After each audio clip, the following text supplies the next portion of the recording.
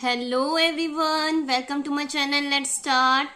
सो आज मैं आपके लिए एक न्यू वीडियो लेकर आई हूँ जिसका टॉपिक है inductive method and deductive method. Inductive method and deductive method क्या होता है, इसके बारे में आज आपको इस साथ शेयर करने वाली हूँ डिटेल में कि इसका क्या मीनिंग है एंड इसमें क्या डिफरेंस है।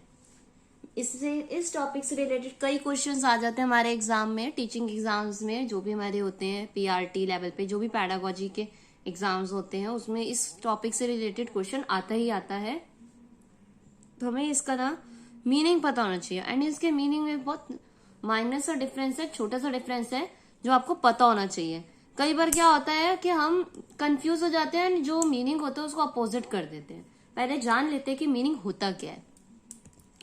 इंडक्टिव मेथड क्या होता है? Inductive reasoning is the process of reasoning that moves from specific observation to broader generalization. It moves from specific to general. ये specific से general की तरफ move करती है। जैसे पहले एग्जाम्पल दे दिया, देन उसके बाद हम टॉपिक बता रहे हैं। आप कह सकते हो कि पहले क्या दिया जाता है, टीचर क्या कर रही है, पहले कोई भी टॉपिक स्टार्ट करने से पहले उसको एग्जाम्पल पहले दे रही है, देन उसके बाद बच्चों को उस टॉपिक के बारे में बता रही है। फॉर एग्जाम्पल अगर आप नाउन पढ़ा रहे हो तो पहले आपने बच्चों से पूछा ये क्या, चेयर, टेबल, ये जो चीजें हैं, किसी भी जगह का नाम, प्लेस, एनिमल, थिंग आपने पूछ ली, देन उसके बाद बता रहे हो कि इन चीजों के कोई भी जगह का नाम या कोई प्लेस का नाम, उसको हम नाउन कहते हैं, है ना। तो पहले एग्जाम्पल दे दिया, देन आफ्टर दैट टॉपिक दे दिया, तो उस मेथड को कहते हैं इंडक्टिव मेथड। इंडक्टिव मेथड कहते हैं। एंड देन जो डिडक्टिव मेथड होता है ना, वो इसका अपोजिट होता है। Deductive reasoning is the process of reasoning that starts from general statements to reach a logical conclusion. पहले जनरल स्टेटमेंट दे दी, फिर उसके बाद लॉजिकल कंक्लूजन दिया कि क्या इस कारण से इसका मतलब ये है। अभी मैं एग्जाम्पल आपके साथ शेयर करती हूँ। It moves from general to specific. General से स्पेसिफिक की तरफ मूव करते हैं। पहले उसने क्या करा, आपने क्या करा as a teacher, topic explain कर दिया, देन उसके बाद एग्जाम्पल के थ्रू समझाया। तो कहीं ना कहीं स्पेसिफिक जब आप एग्जाम्पल दे रहे हो तो उसे समझ आ रहा है। इधर मतलब टीचर पहले टॉपिक एक्सप्लेन कर रही है, देन आफ्टर दैट उस टॉपिक से रिलेटेड एग्जाम्पल दे रही है। तो ये कौन सा मेथड हो गया? Deductive method. इंडक्टिव मेथड में होता है एग्जाम्पल से टॉपिक की तरफ टीचर बढ़ रही है, एंड डिडक्टिव मेथड में टॉपिक से एग्जाम्पल की तरफ टीचर बढ़ती है।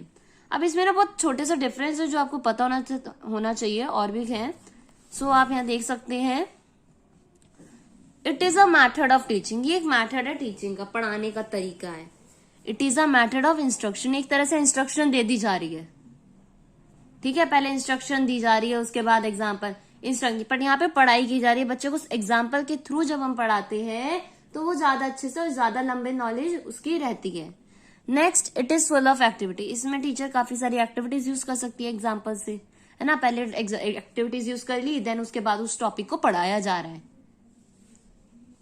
There is less scope of activity. अब डिडक्टिव मेथड में एक्टिविटी का स्कोप ना के बराबर होता है, काफी कम होता है। तो इसमें टीचर एक्टिविटीज यूज नहीं करती क्योंकि वो डायरेक्ट टॉपिक से स्टार्ट करती है। Next, it is a slow process. Slow process क्यों क्या गए हैं? क्योंकि पहले टीचर एक्सप्लेन कर रही है, एग्जाम्पल या कोई भी एक्टिविटी करा रही है, देन उसके बाद टॉपिक कराया जा रहा है। अब उस एक्टिविटी को कराने में जो भी आप एग्जाम्पल, जो भी प्रीवियस नॉलेज को टेस्ट करने के लिए, प्रीवियस नॉलेज से रिलेटेड जो भी आप कर रहे हो, उसमें टाइम कंज्यूम होता है। देन उसके बाद टीचर टॉपिक बताती है। बट यहाँ पे क्या होता है, लेस क्विक प्रोसेस है ये। क्यों? पहले टॉपिक पढ़ा दिया, उसके बाद क्या कहा कि एग्जाम्पल दे दी, बस डन। तो कहीं ना कहीं यहाँ पे जो बच्चों की नॉलेज होगी ना, बच्चे ज्यादा इंटरेस्ट वे में लेसन में काफी इंटरेस्ट नहीं शो करेंगे। एंड यहाँ पे कहीं ना कहीं बच्चे इंटरेस्ट शो करेंगे अगर टीचर एग्जाम्पल या एक्टिविटीज यूज कर रही है अपने लेसन में, कोई भी टॉपिक पढ़ाने से पहले। Next, it trains the mind and gives self confidence and initiated. अब इंडक्टिव मेथड कहीं ना कहीं माइंड को ट्रेन करता है, सेल्फ कॉन्फिडेंस देता है और इनिशिएट करता है। अब जब टीचर लेसन को काफी इंटरेस्टिंग वे से रिप्रेजेंट करती है तो कहीं ना कहीं माइंड एंड सेल्फ कॉन्फिडेंस भी आएगा बच्चे में, और बच्चा उस लेसन में इनिशिएट लेगा पढ़ने में, उसका भी इंटरेस्ट आएगा। It encourage dependence on other sources. यहाँ पे कहीं ना कहीं बच्चा एनकरेज किस चीज के लिए एनकरेज किया जाएगा बच्चे को, कि वो डिपेंड होगा अदर सोर्सेज पे इंफॉर्मेशन के लिए। खुद से नॉलेज नहीं होगी। तो एक तरह से हम ये भी कह सकते हैं यहाँ पे एक न्यू नॉलेज गेन होगी, बट यहाँ पे नॉलेज न्यू नहीं हो रही, सिर्फ पढ़ा दिया है, पैसिव लर्निंग हो रही है एक तरह से। यहाँ पे एक्टिव लर्निंग होगी, क्यों? क्योंकि बच्चा कहीं ना कहीं एग्जाम्पल जब बच्चे के इंटरेस्ट के अकॉर्डिंग चलेंगे तो इंडक्टिव मेथड यूज करेंगे तो वहां एक्टिव लर्निंग होगी, है ना। तो ये था आपका difference inductive method and deductive method में, छोटा सा। आई होप आपको समझ आया होगा। एंड ये जो टॉपिक था काफी इंपॉर्टेंट था, क्योंकि कई बार इससे रिलेटेड क्वेश्चन आ जाता है एंड हम कंफ्यूज कहाँ जाते हैं कि डिडक्टिव मेथड में का क्या मतलब होता है, कि मतलब उसमें एग्जाम्पल पहले दिया जाए या टॉपिक, तो आप इसमें भूल जाते हो। तो आप ये याद रखो, इंडक्टिव अंदर जाने से पहले एग्जाम्पल दिया, देन टॉपिक पे गए। डिडक्टिव में direct topic and then example. ये आपको याद होना चाहिए। अगर आप ये चीज याद रखोगे कि एग्जाम्पल से टॉपिक की तरफ बढ़ रहे हैं तो वो इंडक्टिव मेथड है, एंड टॉपिक से एग्जाम्पल की तरफ टीचर बढ़ रही है तो वो डिडक्टिव मेथड है। तो आप इसमें कभी भी कंफ्यूज नहीं होंगे, एंड जो भी इसके रिलेटेड पेडागोजी में जो भी इसके एमसीक्यूज आएंगे आप उसे अच्छे से कर पाएंगे। तो ये थी inductive method and deductive method की एक्सप्लेनेशन। एंड आई होप ये जो मैंने वीडियो में आपको समझाया है उतना आपको समझ आया होगा। अगर अच्छी लगी हो वीडियो तो लाइक करके बताइएगा, एंड कमेंट में जरूर बताइएगा, अपने व्यूज शेयर कीजिएगा कमेंट सेक्शन के थ्रू, कि आपको फीडबैक देंगे आप एक तरह से कि आपको वीडियो कैसी लगी।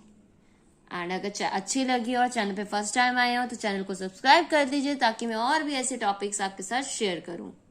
So thank you everyone for watching my video.